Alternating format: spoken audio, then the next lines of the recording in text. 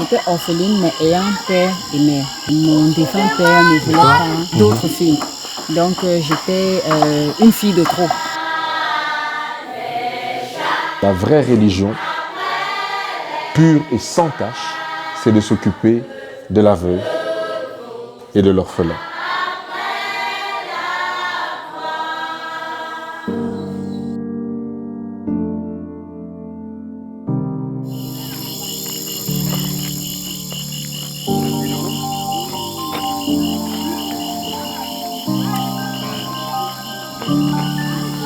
Depuis que j'ai l'âge de 11-12 ans, j'ai reçu au fond de moi là qu'il fallait que je m'occupe des enfants abandonnés, des enfants en détresse. Et donc avant ça, je pourrais dire que Dieu avait tout prévu parce que moi-même j'ai été un enfant, j'étais pas orpheline, j'étais orpheline mais ayant père et mère. Donc du genre enfant rejeté vraiment de sa famille parce que mon défunt père ne voulait pas de filles, d'autres filles. Donc j'étais une fille de trop, de plus, qui ne voulait pas dans sa famille. Et donc du coup j'ai été rejetée. Et Dieu a suscité une dame qui a eu pitié de moi, qui m'a prise, ma fille française, enfin moitié allemande. Et elle était mariée à un Français à l'époque. Et donc c'était mes parents adoptifs, c'est eux qui m'ont élevée. Et déjà à l'âge à Douala. Douala, j'ai grandi à Douala en fait. Je ne connaissais pas le village. Donc déjà à partir de 10 ans, Dieu a mis ça sur mon cœur. Et il fallait vraiment que je vive avec. Et donc j'ai avancé jusqu'à ce que ça prenne vie il y a 11 ans en fait. Mais avant ça, je voulais vraiment pas parce que quand Dieu disait il faut t'occuper des personnes nécessiteuses, des personnes en détresse et tout ça, il n'y avait pas une école où on pouvait apprendre ça. Et j'avais essayé l'école d'assistance sociale et tout ça, mais c'était pas exactement ce qu'il fallait. Voilà. Quand j'ai appris que notre défunt père avait laissé du terrain ici à Kribi, et mes frères qui connaissaient l'esprit de la mission m'ont dit que bon voilà, il y a du terrain là-bas, est-ce que tu veux pas aller? Bon, je voulais vraiment pas au départ parce que quand tu fais quelque chose dans ton village, c'est pas toujours bienvenu. Et puis il y a l'esprit d'escroquerie et tout le reste. Mais j'ai jeûné et prié, Dieu m'a dit, tu y vas. C'était d'abord litigieux même en fait. Et donc j'ai dit à Dieu, ok, comme c'est vraiment un labyrinthe là-bas, si tu veux que j'aille faire cette mission là-bas, c'est bon, tu m'ouvres les portes et si ça aboutit, dans les 2000 mètres carrés que j'aurai, je vais faire un coin où on ira prier tout le temps, pas se recueillir avec toi. Et donc, quand j'ai fini le jeûne, les obstacles qui étaient devant se sont tous écartés et puis je suis arrivée. Et c'était la forêt. Donc on a commencé, l'Éternel a béni, il a rempli sa part de promesses, mais si ici, il y a l'orphelinat, il y a l'école de l'autre côté, j'avais pris une directrice. Malheureusement, elle n'est plus... Enfin, elle est malade. Depuis l'année dernière. Mais elle était en retraite et elle s'était offerte pour nous aider. Donc maintenant, depuis l'année dernière, elle est tout le temps malade. Donc je suis obligée d'organiser tout ça. À côté de ça, il y a Source d'Espoir, l'association avec laquelle j'avais commencé la mission. Voilà, donc il y a ces trois structures. Et à côté de l'association, il y a les ateliers. Atelier de coiffure, couture et puis restaurant aussi pour les filles mères. Parce qu'il y a certaines jeunes filles là qui où est-ce que vous faites ces ateliers-là dans ce cas? Là-bas, où vous m'avez prise là. On a construit un petit centre là et c'est là qu'on fait ces ateliers. Et le sabbat, comment vous faites? Là-bas dans la grande salle. D'accord. Ah, vous passez plutôt vos sabbats ici? Oui, parce qu'avant quand on avait un véhicule, on pouvait aller en ville. Oui. Mais là, on reste sur place. Donc on organise avec l'EDF infantile, on fait un petit sermon. Et vous n'avez pas l'église? Avec un groupe. Les églises aux alentours, ne vous êtes pas... Vous envoie pas quelqu'un le sabbat? Oui, j'avais commencé, mais le quelqu'un s'est fatigué à cause du transport. Oui. Il n'était pas soutenu par l'église. Oui. Ah oui, l'église locale ne soutient pas. Non. C'était que le frère ou l'ancien devait payer de sa poche. Et il s'est fatigué. Et là, on est resté seul.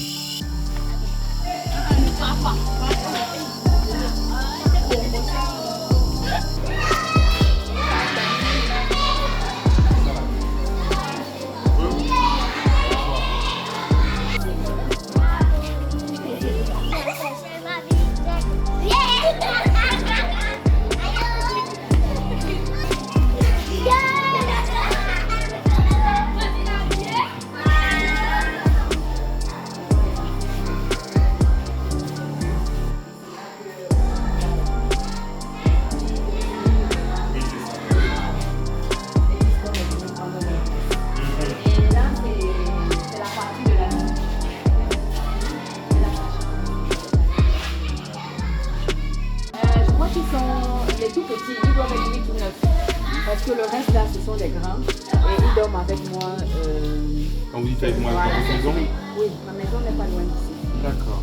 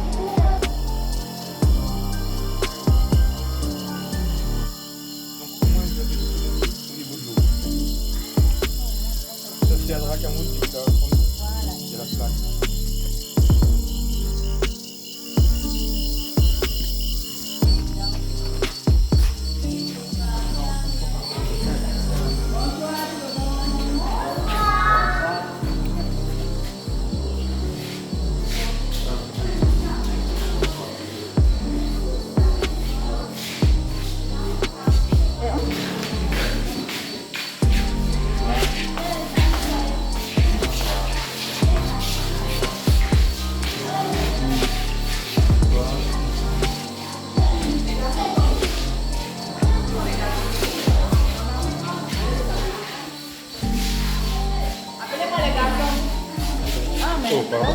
Désolé, je ne vous avais pas vu.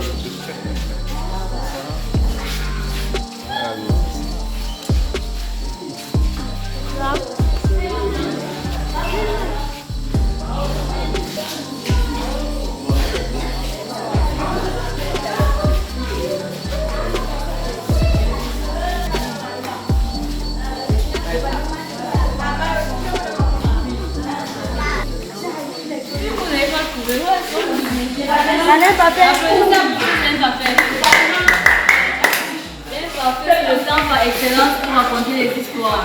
Donc, uniquement pour raconter mon histoire, j'allais utiliser l'imparfait.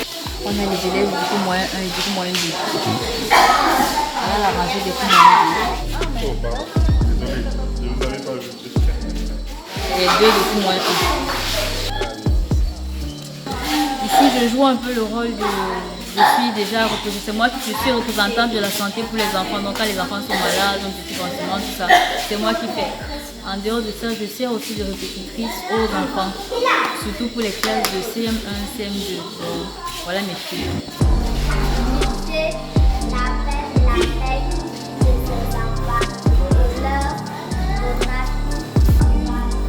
Les gros mots, venez souligner les gros mots. Les mots qui vous ont posé le plus de difficultés.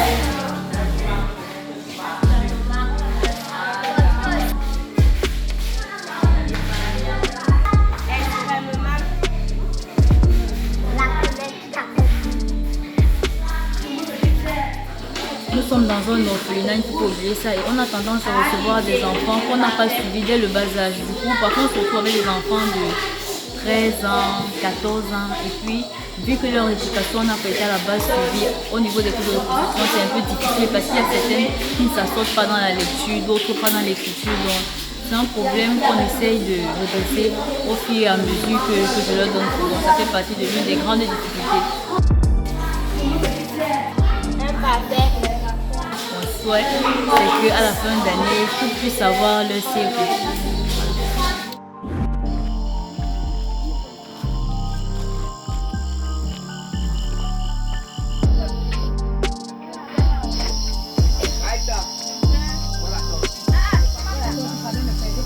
Le garçon Raoul, le voilà, c'est lui là. C'est lui là qui est le spécialiste des beignets. Le voici. c'est pour faire quoi? C'est pour le petit déjeuner le matin. Waouh! Le spécialiste Naoul. Et là-bas, c'est quoi?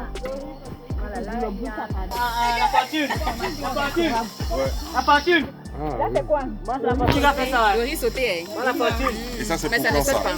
Là, c'est pour quand? Ah, demain matin. Donc vous Et mangez les beignets et le riz sauté le matin. ils mangent les beignets, le riz sauté au matin et le goûter. Ils vont avec les beignets à l'école. Attends, le riz sauté c'est le C'est matin. le matin, voilà. Ça, Et les c'est le bon beignets. petit déjeuner, ça. Les machins de lait, de machin. Non, ça là, ça ne tient même pas. Si tu fais ça là, ça ne va jamais aller. Waouh!